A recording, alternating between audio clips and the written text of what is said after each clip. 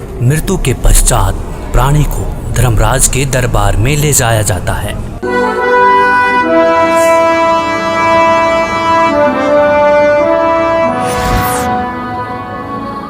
पृथ्वीलोक पर प्राणी जैसा भी कर्म करता है उसका विवरण हर रोज धर्मराज के बही में ऑटोमेटिकली फैक्स हो जाता है।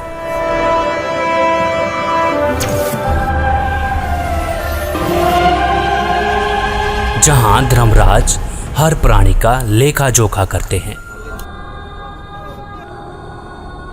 इसीलिए धर्मराज को 21 ब्रह्मांड का न्यायाधीश भी कहा जाता है।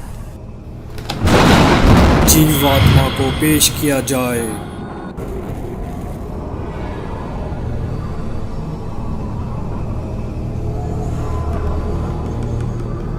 इसने प्राय स्त्री के साथ दुष्कर्म और हत्या का पाप किया है, इसे नरक में डाला जाए।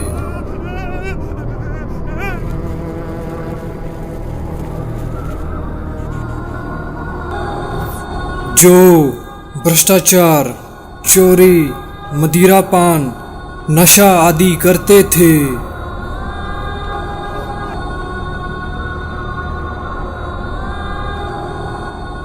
पर स्त्री के साथ दुष्कर्म।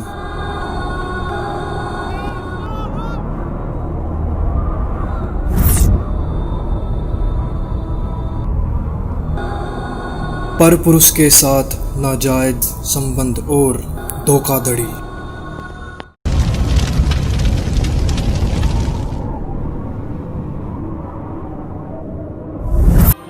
2 नंबर का काम करके कमजोर और असहाय लोगों का शोषण करना और मनुष्य के जीवन के साथ खिलवाड़ करना।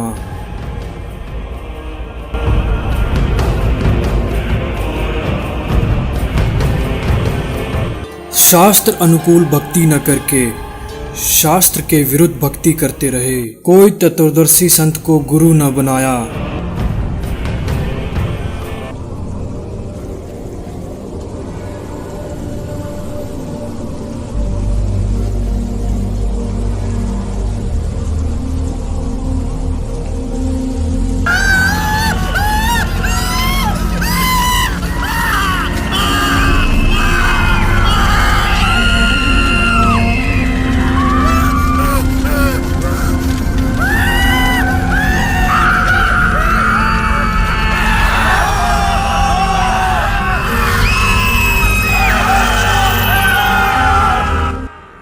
परमात्मा ने कष्ट देखा और उसको आना पड़ेगा, शास्त्रों को खोलना पड़ेगा और इतिहास को फिर दोहराना पड़ेगा जो 600 साल पहले।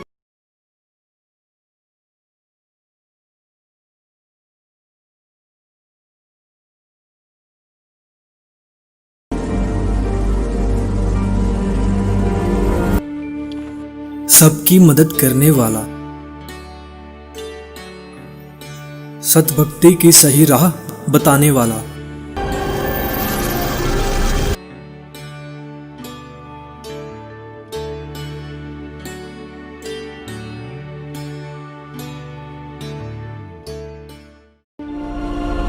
बहुत सारी आत्माएं तत्व ज्ञान को जानकर सतलोक चली जाएंगी।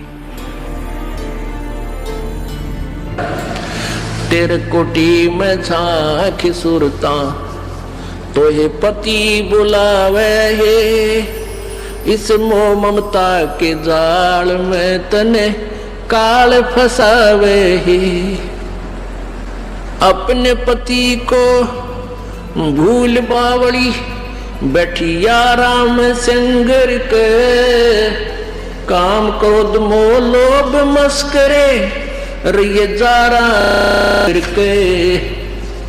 अपने पति को भूल बावड़ी बैठी आराम संगर के।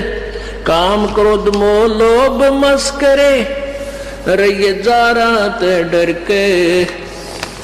मात पिता संतान संपत्ति में तू तो उलझ गई घर के। मिलना चाहे पति अपने ते बांधे कफन सिर के। उस पूर्ण परमात्मा की भक्ति करने के पश्चात यह आत्मा उस जगह चली जाएगी जहाँ की हर वस्तु कभी खराब नहीं हो सकती और वहाँ पर हमेशा कभी बुढ़ापा कभी नहीं आता, हमेशा युवा शरीर रहता है।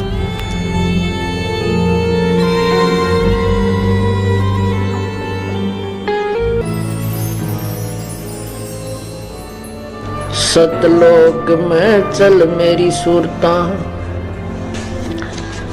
हिम्मत ना लावे देरी, सच कहूँ ना झूठ रती भरी, बात मान ले मेरी। सतलोक में चल मेरी सुरता, हिम्मत ना लावे देरी, सच कहूँ ना झूठ रती भरी, तू बात मान ले मेरी। कहते हैं मन मान सरोवर नाण रे, जल के जंतु रे जल माही, आठों बखत बिहान रे, आठों बखत बिहान रे। मन मान सरोवर नाण रे, जल के जंतु रे जल माही, आठों बखत बिहान रे। कि भाई मन नो है मान सरोवर नहाया करे। ऊपर जो सरोवर है सतलोक की तरफ चलते हैं ना, इस मृत मंडल में भी 21 ब्रह्मांड के अंदर भी मान सरोवर है, इनसे ऊपर सतलोक में भी मान सरोवर है। कहते हैं मन मान सरोवर नाण रे, जल के जंतु रे जल माही, आठों। सतलोक जहाँ पे सत्य पुरुष साकार रूप में है, जो कि इस समय संत रामपाल जी महाराज के रूप में धरती पर अवतार लेके आ चुके हैं, जो कि हमें शास्त्रों के अनुसार भक्ति खोल के बता रहे हैं, शास्त्रों में उंगली रख के बता रहे हैं। जब ये शरीर छोड़कर जाता है तो परमात्मा के दरबार में जब इससे अकाउंट लिया जाता है तो ये क्या कहता है, भगवान मेरे को पता नहीं लगा, मुझे ज्ञान नहीं हुआ कि मुझे क्या करना चाहिए था, भक्ति करनी चाहिए थी या नहीं थी। तो परमात्मा उलाहने में नहीं रहते, परमात्मा ये भी कसर नहीं छोड़ते। प्रत्येक गांव में, प्रत्येक नगर में, पूरी पृथ्वी पर कोई भी प्राणी ऐसा नहीं जो इस बात से अपरिचित हो भगवान की भक्ति करनी चाहिए, परमात्मा ने याद करो। यानी किसी ना किसी के मुख से उसने अवश्य कहा है भगवान की भक्ति करनी चाहिए, परमात्मा ने याद करवाई। कोई गलती करता है, पाप कर रहा है, भाई भगवान से डर, मालिक ने याद करे। यानी इस तरह की प्रेरणा प्रत्येक प्राणी तक मालिक ने पहुंचा रखी होती है। फिर दूसरा ये होता है, जैसे आप जी गए हुए हो, आप प्रत्येक भाई को, बहन को, मित्र को, सहेली को, कोई रिलेटिव है, संबंधी, उनसे अवश्य ये चर्चा करते हो कि भगवान की भक्ति करो और भक्ति का मार्ग ये है, वो भक्ति का साधना ठीक नहीं है। तो भले ही वो नहीं मान रहे हैं तो उनका दुर्भाग्य है। जब वो सच्चे दरबार में जाकर खड़े होंगे उनका कोई पुण्य उनके साथ होगा नहीं, क्योंकि भक्ति शास्त्र विरुद्ध है। गीता जी अध्याय नंबर 16 के श्लोक नंबर 23 में कहा कि अर्जुन, शास्त्र विधि को त्याग कर जो मनमाना आचरण करते हैं, मनमाने आचरण का अर्थ है जो अपनी मर्जी से लोक वेद के आधार पर, सुनी सुनाई कथाओं के आधार पर, ज्ञान के आधार से पूजाएं करते हैं, वो मनमाना आचरण कहलाता है, जो वेदों और गीता में वर्णित नहीं है।